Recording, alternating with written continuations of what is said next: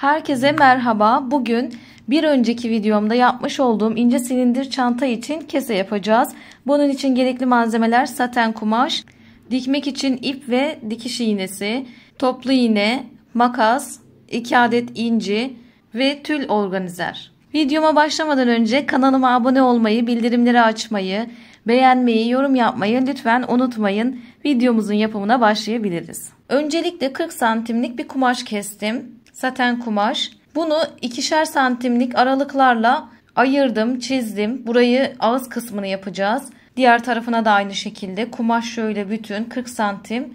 Şimdi şu 2 santim içeri doğru çizdiklerimden kesiyorum. Keseceğim kumaşımı şu şekilde.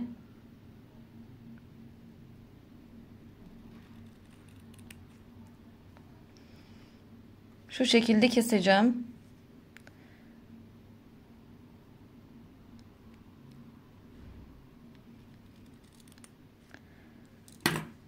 Bu tarafı yapalım. Diğer tarafı da aynı şekilde yapacağımız için sadece bir tarafın yapımını göstereceğim. Şu şekilde iki taraftan da kestim. Ve burada kumaşımı şu şekilde katlayacağım.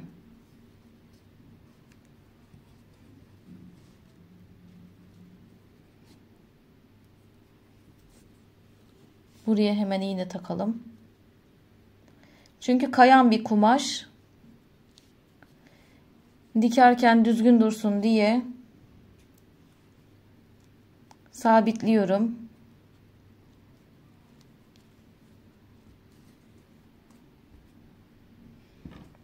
Şu taraftan da bu şekilde içeri doğru katlıyoruz.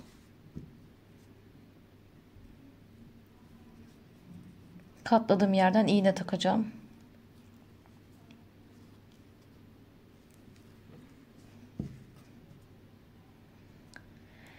Şimdi dikiş makineniz varsa dikiş makinesinde, dikiş makineniz yoksa benim gibi elinizde şöyle ince işçilikle buraları dikeceğim.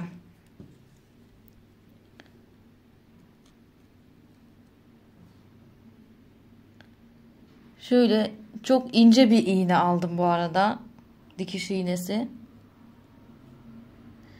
Makinem yok ve elde de nasıl yapılabilir bunu da size göstermek istiyorum. Şöyle çok ince işçilikle yapacağız arkadaşlar.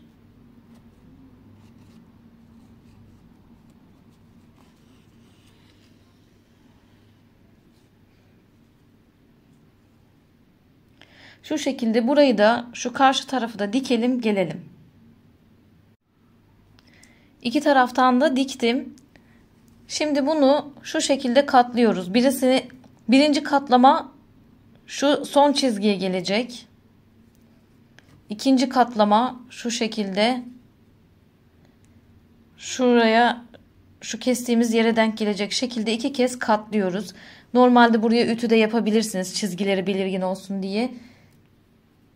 Ya da şöyle ben şu şekilde iğneyle tutturacağım. Sabitleyeceğim.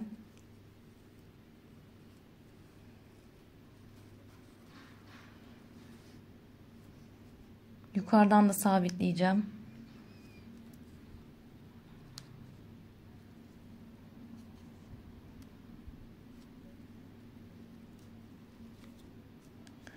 Bunlar dikerken kayma yapmasın diye,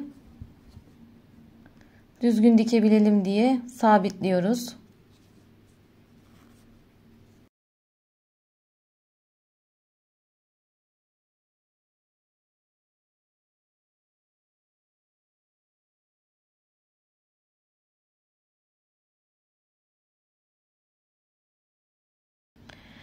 Şimdi burada hem şuradan şöyle bir çizgi şeklinde şu yukarıya taktığım iğnelerin hizasında hem de alttan şuraya şöyle yine ince bir çizgi şeklinde ince işçilikle dikeceğiz. Şuradan iğnemi takıyorum şu iç kısımdan.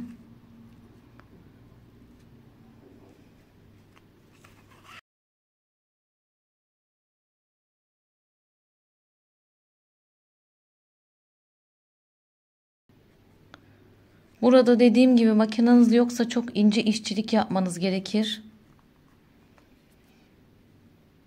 Ve hizayı kaçırmamanız gerekir.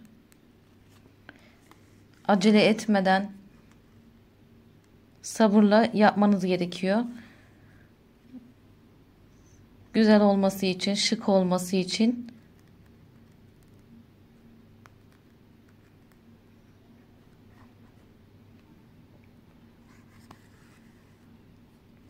Şurayı sona kadar dikip gelelim. Üst kısmın dikişini tamamladım. Şimdi alt kısma geçiyorum.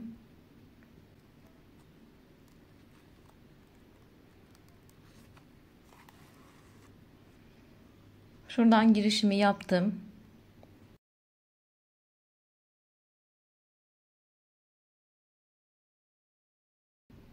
Hizaladım.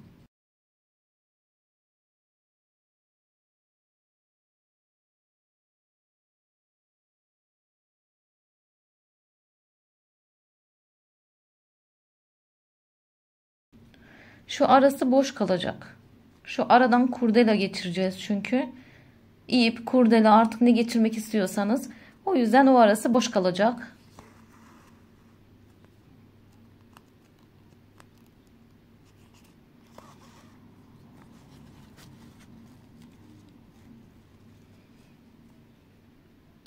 Şu hizadan başa kadar dikelim.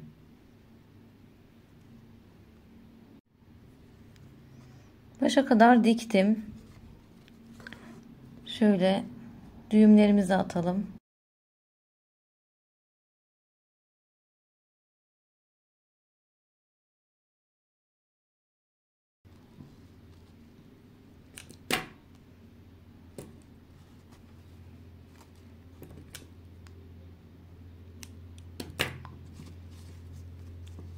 Bu bizim kesemizin iç tarafı olacak. Şurası dış tarafı. Dış tarafında gördüğünüz gibi herhangi bir şey yok. Şimdi bir tarafını yaptık. Ağız kısmının. Diğer tarafa da aynı işlemi yapalım. İki tarafını da diktik. Bu arada arkadaşlar ben size şu aranın ölçüsünü vermemişim. 15 santimetre burası. Şimdi geri kalan kısmıyla ağız kısmını yaptıktan sonra şöyle ikiye katlayacağız. Ama şöyle. Şimdi burası dış kısmı olacak. Şu çizdiğimiz yerler iç kısmı. Şu çizilmiş yerler iç kısmı. O yüzden bunu öncelikle şöyle dış kısmı içeride kalacak şekilde ikiye katlayacağız. Şu ağız kısımlarını hizalayacağız.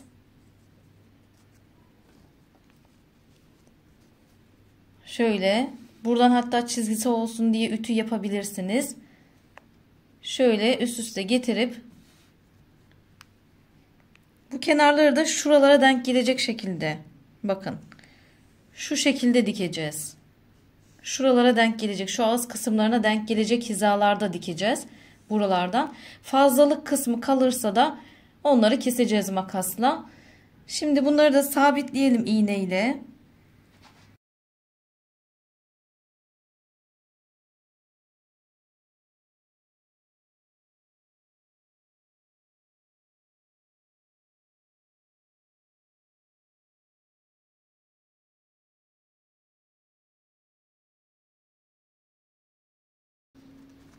Evet, şuradan başlayalım.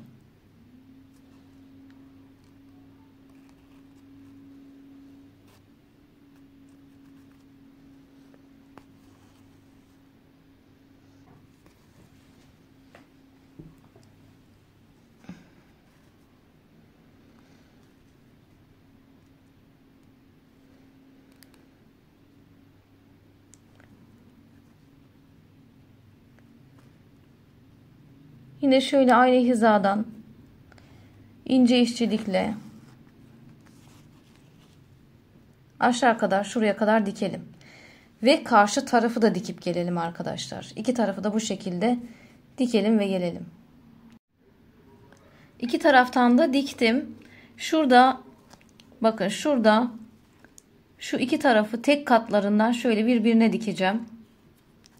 Diğer tarafta yaptım. Burada da yapmak istiyorum.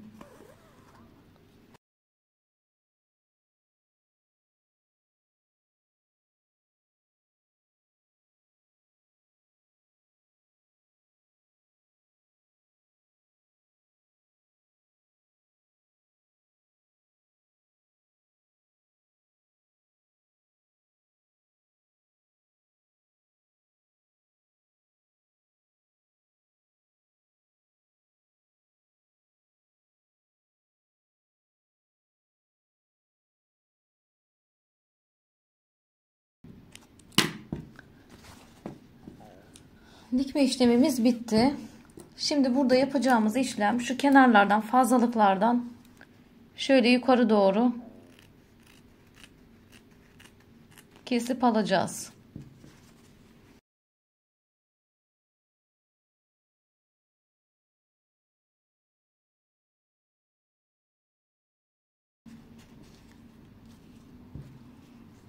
Şu şekilde oldu. Şu kenarlarını biraz iplikler çıkıyor. Onları çakmakla yakabilirsiniz. Hatta yakalım.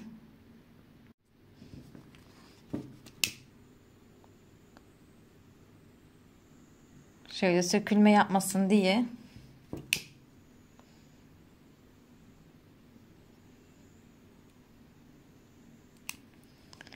Bir çakmak gezdirebiliriz. Kesemizi çeviriyoruz.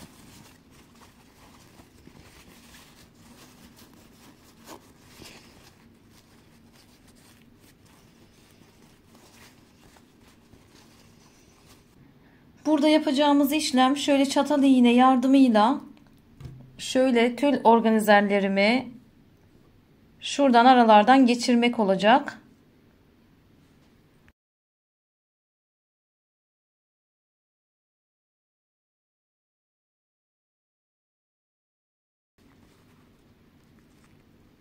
Şu boşluk bıraktığımız boşluklardan giriyoruz.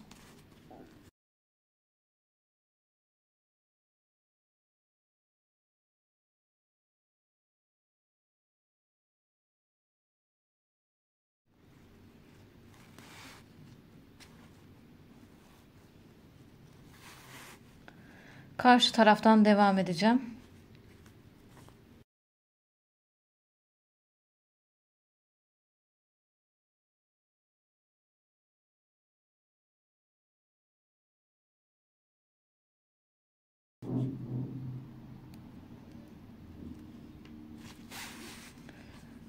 Şöyle iki ucu da aynı yerde olacak şekilde bir tanesini taktım. Uçlarını şöyle ikisini de eşitledim. Şimdi bunu da bu tarafa takacağız.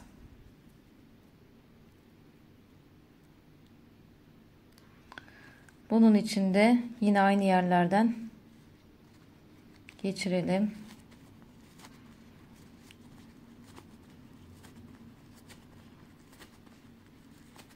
Yani bu iğneyi arkadaşlar şöyle bu tarafa, buradan geçip bu tarafa alalım. İki ucu da bu tarafta olacak.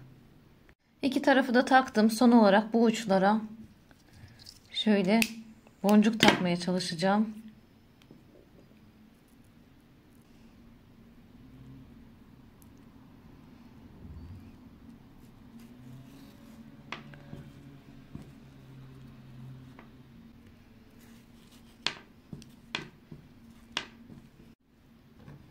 Evet, kesemizin yapılışı bu kadardı.